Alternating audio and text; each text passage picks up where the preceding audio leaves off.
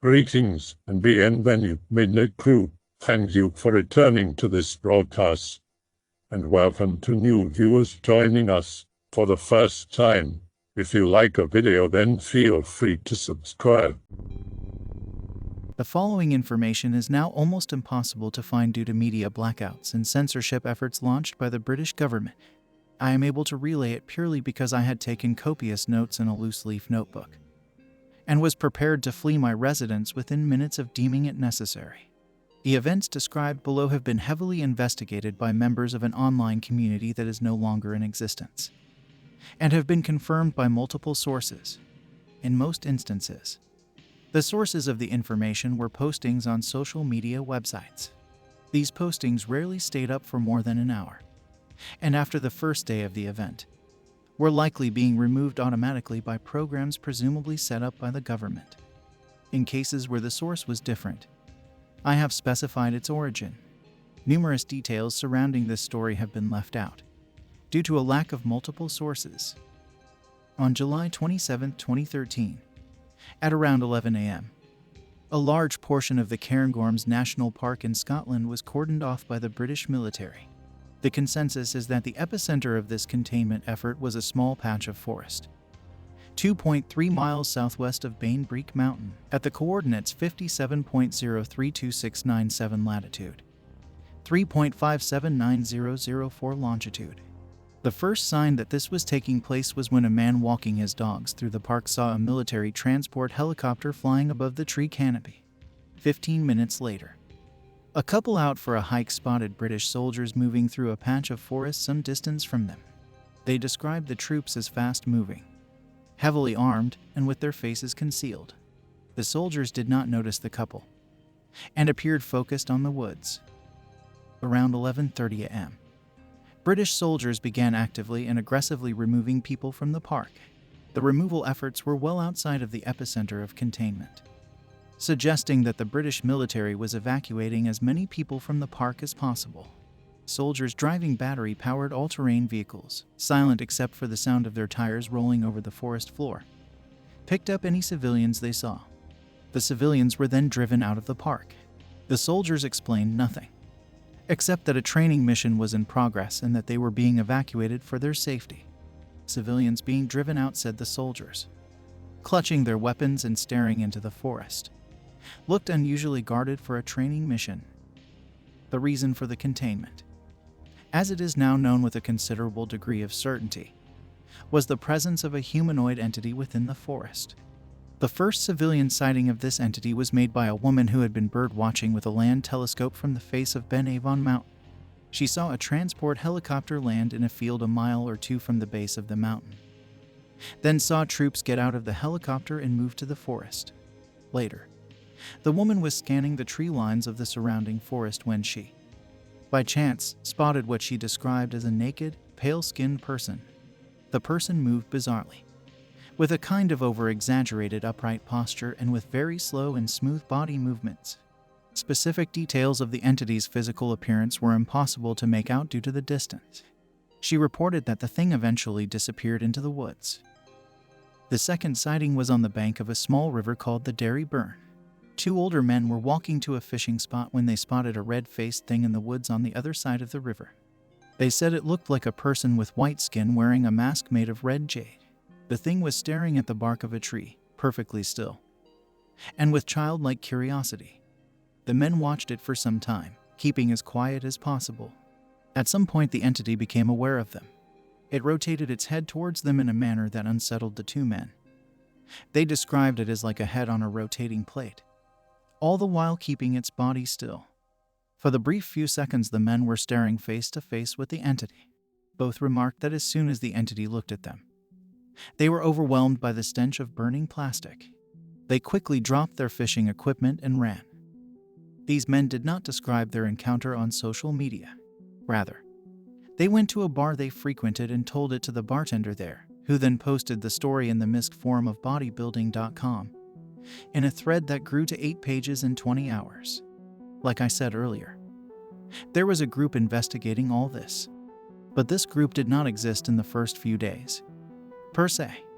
There are people posting in threads on different forums, And there were curious people here and there digging up what they could. But none of us had come together yet and actually organized. One of the guys who eventually became a member of this group had a friend in the Royal Air Force. He had known this friend long before the park was locked down. This friend, a few days after the lockdown took place, relayed him a story. The friend and his fellow Royal Air Force personnel were ordered, the same day the forest was locked down, to clear the runway they were stationed at, in order to host aircraft coming in from different bases. Military jets landed throughout the day to refuel, with no markings indicating their base of origin. The pilots flying them were described by Air Base personnel as cold and untalkative, and they rarely left their cockpits. The purpose of these aircraft became apparent in the evening, when the Royal Air Force began bombing areas of the park. The bombings were not acknowledged by the government and were not reported by any media source. I know I sound crazy claiming this. Much of the information on the bombings comes from a thread on jeepforum.com. Strangely enough, off-road enthusiasts with Jeeps had been in the area when everything started. These folks had encountered British troops earlier in the day, and were told to leave the area immediately, which they did. However, they stuck around near the edge of the park, hoping to witness something exciting. They saw nothing, but at around 7 p.m., they heard what sounded like a deep clap of thunder off in the distance. There were no clouds in the sky, so they thought the sound was suspicious. They drove to higher grounds in the hopes of seeing something, but saw only a hint of light smoke drifting over the trees far away. Nothing could be seen definitively due to the distance. A series of explosions were then heard around 7:20 p.m. An American tourist staying at a bed and breakfast in King Craig, northwest of the epicenter, had been hiking along B970 when he heard it. It came from far off in the park.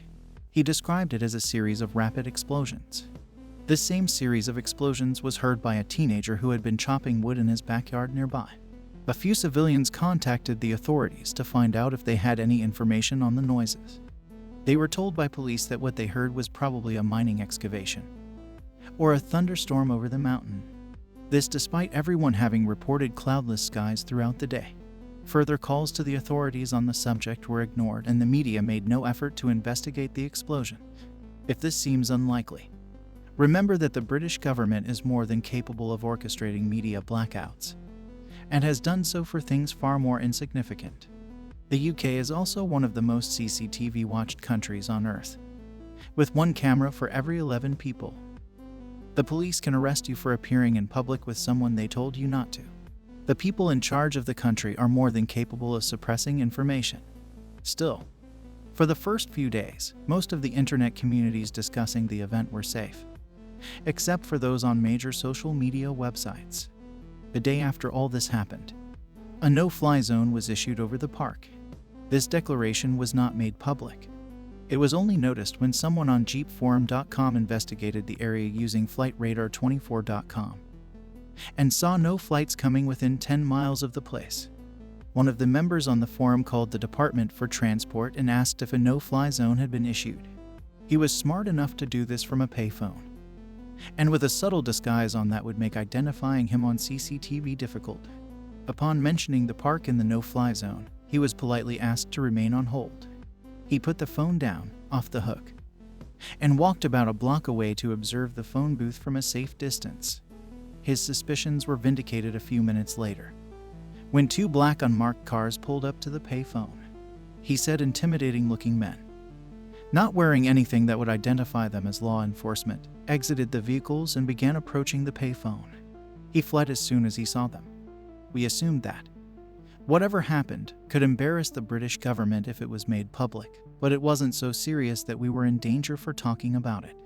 The spotting of the red-faced person had been known to us, but we didn't take them seriously during the first few days. We all just assumed the whole thing was some political bullshit. Then, certain eyewitnesses to the events were quietly arrested. 1 or 2 of the arrests were described in local news sources, but for the most part, the arrests were inferred based on happenings on social media. In the few instances where the arrest was discussed in the news, it was stated that the individual was arrested for either possession of drugs or for committing undisclosed white-collar crimes. Profiles on sites such as Facebook and Twitter were also being deleted, not just of the folks arrested, but of their family members. Many of the arrests seemed strange given the nature of the people arrested. People, for example, were being arrested for large-scale drug possession despite a history of absolutely no drug use according to their friends and family. Then the threads on jeepforum.com and bodybuilding.com both disappeared. Anyone attempting to revive the discussions was banned. Some of the major folks involved in the discussion managed to get in touch with each other, using email addresses that could be found on archived copies of the forums. With the help of a tech-savvy member, we eventually established a low-key, private forum to talk about what happened. Things were quiet for the next few months. We tried to work out what happened and find evidence supporting all the claims made. It was exciting, you know. One member of this community had a large real-life social network and was trying to find anyone who might have information on what happened. Somehow he said it was through an acquaintance in a government office. He was put in contact with someone. The contact was out of the country and refused to reveal his location. The only communication he had with this individual was in the form of a single, long email that was sent from a cryptic email address. The story told in the email was far more bizarre than anything heard yet. However, it included explanations for many of the things observed, and minor aspects of the story were confirmed by our own research. The majority of the members of our group, after much internal debate, came to accept the story as true. This anonymous contact, who used the alias Brown, claimed that the military lockdown of Cairngorms National Park was due to an emergency in a clandestine underground laboratory. Brown was a member of a two-man response team sent by the military to investigate the emergency. Brown thought it was strange that only 2 men would be sent to investigate, and came up with, as he was being driven to the lab, 2 reasons why the military would do it. One was that the military knew there were no threats within the lab, and simply wanted to scout it with a small team. The other was that the military knew there was a major threat in the lab, and saw these 2 men as disposable upon entering the facility. He assumed a third option, that only 2 men were sent because the military planned on killing them afterwards, to keep the lab a secret. Brown described the lab as sleek and high-tech, with shiny blue-gray tiles covering the walls and floors. Most of the desks they encountered housed state-of-the-art computer technology. He said it looked like it was from 50 years in the future. The team was told to recover hard drives, files, and notebooks containing information on Project Centaur. The nature of the project was not explained. They were given a map that highlighted offices and labs worth investigating. They were also told to approach the lower levels of the lab with caution and assess the status of certain test subjects located there. The facility had been constructed such that wireless communication was impossible from within, so the men had to periodically check in by using hard lines accessible from communication rooms. This gave them the freedom to explore and discuss what they were seeing without anyone eavesdropping. The men were not greeted by anyone. A security room near the entrance was empty. They went in and found a lunchroom where a sandwich sat half-eaten on a table. As they moved into the facility, they saw that the entire place was flashing red under the light of a silent emergency alarm. They encountered a body in an office off of the main hall. It was a lady in a chair who looked like a mannequin. Her legs were locked out as if the knee joints had been fused together. Her eyes were wide and looked leathery, like they had been boiled. Her face and lips were bright pink and appeared chemical burnt. The rest of her skin was a waxy gray and was charred in certain parts. Her veins had turned black and were easily visible under the skin. They noticed that she was still breathing. The topic of mercy killing her came up, but it was decided against, after realizing that whatever did this to her might come back and find her with a bullet wound, and thus be alerted to the 2 men's presence. Brown said that in retrospect, it was weird that they both assumed some sort of thing had done it, rather than say, chemical exposure or radiation. For some reason, both men had assumed from the start that some kind of hostile thing was responsible for the lab's state. As they explored further, they found dozens of bodies in a similar state. Some were breathing lightly, but many were dead. Some of the bodies had disfiguring burn marks on their face, like they had been burned with a clothes iron. On 2 occasions, they found a body that looked like it had been burned completely into stiff ash, all the way through, like a spent log in a fireplace.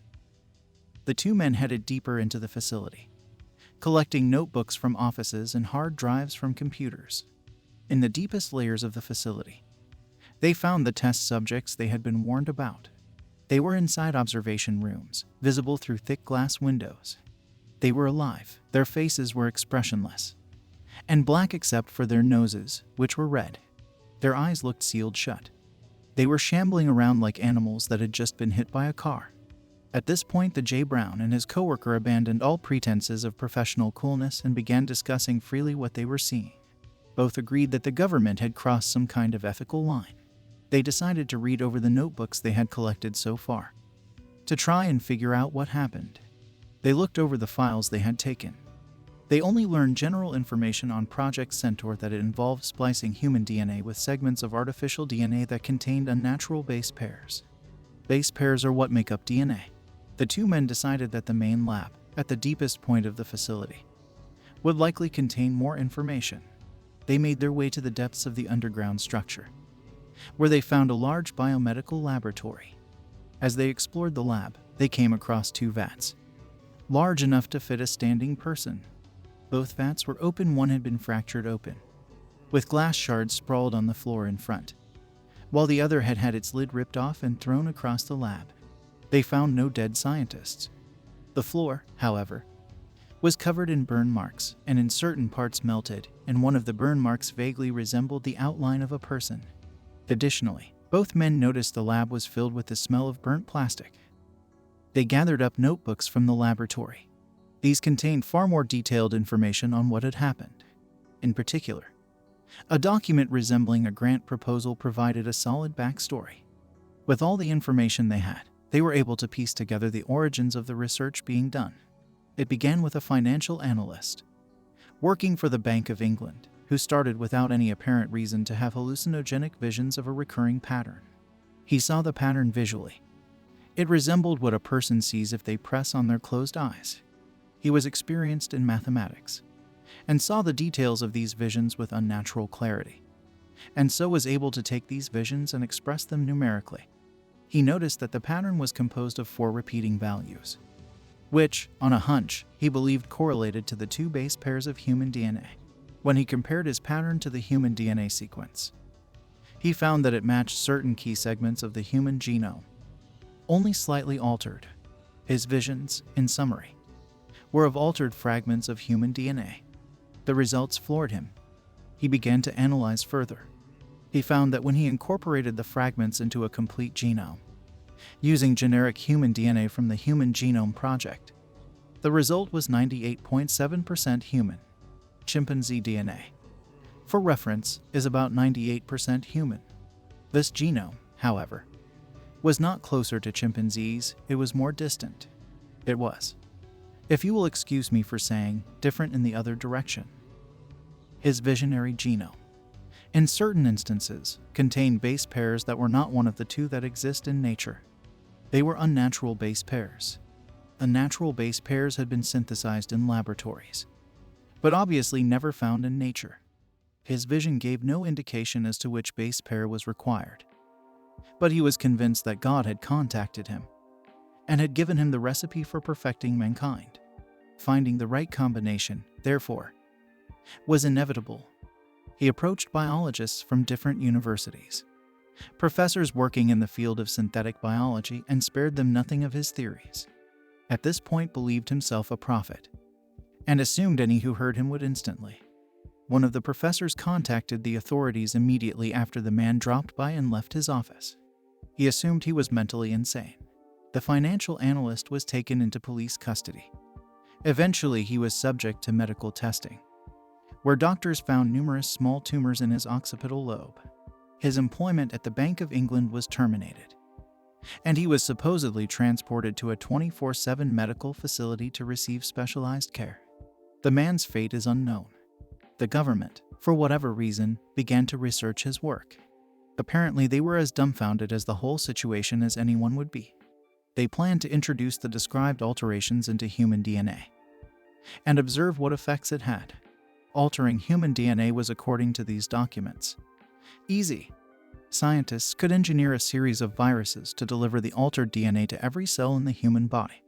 The only difficulty was deciding which unnatural base pairs to include. The government researchers had no leads. So they simply began trying different unnatural base pairs, hoping one would eventually work. They decided to test these viruses in living human subjects. The first few tests were catastrophic. Subjects who were injected with the cocktail began to suffer extreme reactions to the DNA-altering infection. Their bodies seemed to fall apart, skin blistered and sloughed off. Lymphatic fluid leaked from every square inch of skin. Organs failed in tandem. The initial test subjects all died within an hour of being injected. As the researchers experimented with different unnatural base pairs, they found formulations that kept subjects alive for longer. The subjects spotted in the observation room were created as a result of these formulations. In the most recent tests, the human subjects showed new changes. They suffered far less during the infection when compared to previous tests, and were described as having red faces rather than black ones as the previous subjects had. These were the test subjects that were missing from the person-sized vat. These two red-faced test subjects were being grown, or altered, or whatever. When the emergency happened, that was the last bit of information the two men were able to extract from the notebooks recovered in the lab. Curiously, one of the lab notebooks appeared to have had its last pages ripped out. With their mission complete, the two men headed out into the surface. The military took them into their possession, along with the materials they had found. The two men were separated. J. Brown was subject to a hostile interrogation. He said that he remained calm and disinterested throughout it, hoping that his interrogators would assume he was unaffected and uninterested in what he had seen. The interrogation process lasted nearly a day. Afterwards, Brown was moved to a high-security military base. He was not put in a jail cell, but he was blocked from communicating with anyone outside, and his movements about the base were restricted.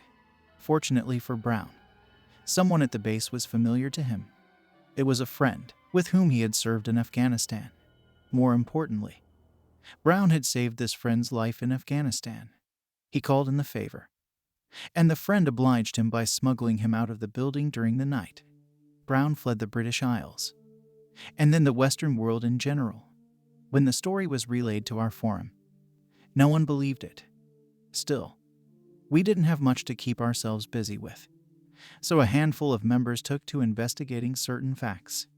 The original email gave the actual name of the financial analyst from the Bank of England, the one who had the visions. It was decided that, as a good starting place, we would try and track down this individual and confirm his existence. Typing his name into a search engine yielded nothing noteworthy. So we got creative. It was assumed that since he was working at a prestigious financial institution, he likely was a talented student, and had probably attended a high-ranking secondary school and university. If his existence had been wiped from the internet, which a lot of us assumed was the case, we could still contact someone he had gone to school with and get a confirmation from them. A list of potential schools was drawn up. We decided to look at secondary schools, since it's far too easy for someone to attend a university without being known to the wider student body. Secondary schools, on the other hand, almost everyone is at least somewhat aware of everyone else's existence. People began calling secondary schools on our short list. After a number of unsuccessful calls, someone called a day trader who had attended Warwick School and had a reputation for a talent in math. The day trader's voice lit up at the very mention of the financial analyst's name. They had indeed gone to school together, he confirmed, and the analyst had been a prodigious student with high accolades. The person who made the call considered it a success. Before he could end the call, though, the day trader said something else. He had been contacted by the police a few weeks ago. The police warned the day trader that someone may call in the future and ask about the financial analyst, and that if anyone does, he must deny having known him and then contact the police immediately. This was a major breakthrough. It confirmed that the police were trying to suppress knowledge of the financial analyst, and thus gave some weight to the ridiculous story of the underground lab. At this point, most of us had accepted P. Brown's story as accurate. Earlier, I mentioned that I was only going to describe events that had been verified by reliable sources. I feel that at least mentioning some of the unverified claims is necessary. They have been discussed and debated and researched heavily on our forum. And even though their credibility had not been proven, the simple fact that people were whispering them on our forum affected all of our perception of the event. Two stories in particular were considered nearly proven. The first one came from a man who had been biking through Cairngorms Park the day the event took place. There are a number of facts that give this story credibility, but it had its doubters due to the nature by which it was known. It was relayed to us by an otherwise trusted member of our forum, who said he read it on a post on the Jeep forums on the day that everything happened. Unfortunately, he had not taken any screen caps of the original post, and no evidence could be found in any archives. We had nothing but his word, which was enough for many, but not for all. The story is this. The biker claimed that as he was traveling down a trail, he was hit with the stench of burning plastic. He thought there was a fire somewhere, so he got off of his bike and looked around. Eventually, he heard some rustling in the woods nearby. As he walked towards the source of the noise, he saw what he described as a group of deer, lying on the forest floor with their internal anatomy rearranged to make them bipedal.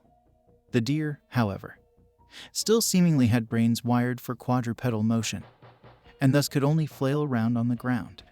The biker ran back to his bike as soon as he saw the deer, and pedaled off. He hadn't brought his phone or any kind of camera with him, and so couldn't take pictures of what he had seen.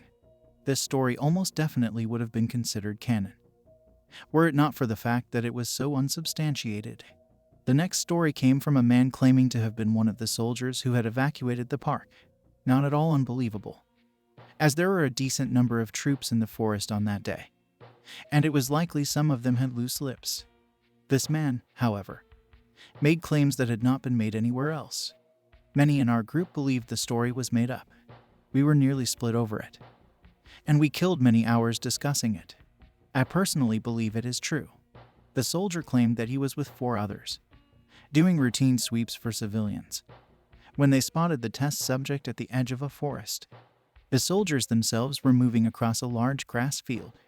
The test subject was a few hundred yards away, and not facing them. It was looking at their 10 o'clock, with its back facing them at an angle. As they approached it, the subject turned its head and looked at them, like in the story of the 2 old fishermen. The soldier claimed that as soon as it looked at them, they were overcome with the taste and stench of burning plastic. He described it as a person wearing a mask of red gemstone, with a sickly pale body that was almost see-through. The soldier was hit with a wave of intense fear, but forced himself to raise his weapon and approach the thing. They approached it slowly, without firing their weapons. After about 50 yards, the thing turned its body towards them and started walking. As soon as that happened, all 5 men stopped without a word. The soldier claimed that he was overcome with the understanding that he was not to move under any circumstances. He said it was like the freeze reflex, but totally unbreakable. He had been hit with the strange conviction that he would be safe as long as he did not move. The thing continued to approach them. When it was within 100 yards, the soldier could see the details of its mask-like face. Their eyes were closed, as was the mouth. The soldier said that at this point, he began to feel hotter, as if he were blushing and standing in front of an oven at the same time. Soon he felt like red-hot wires were being threaded through his skin. The soldier was overcome with the knowledge that he would be safe, despite the heat, as long as he did not move. He was convinced that the damage was reversible, and that the way to reverse it was to not move. In retrospect, he realized this was ridiculous, and the heat was damaging his skin, and they all had burn marks after the encounter.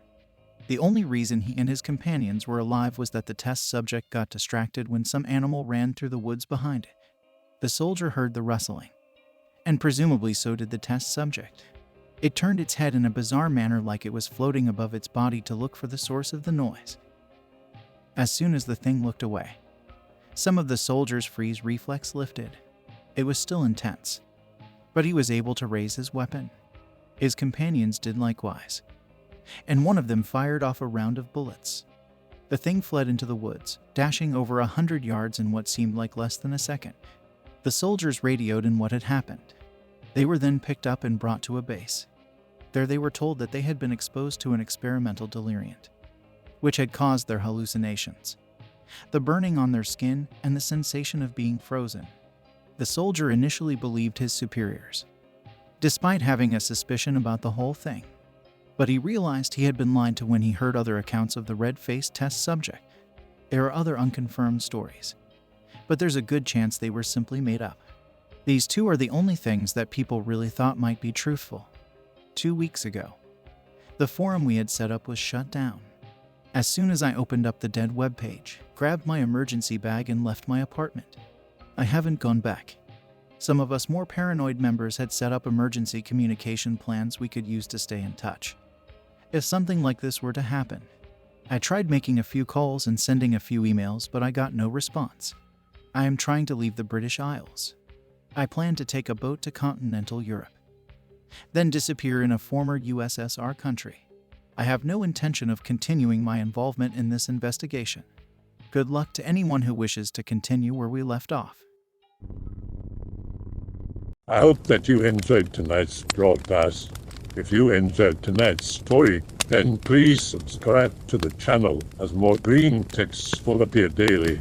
A new broadcast will appear when the clock strikes midnight Central Time.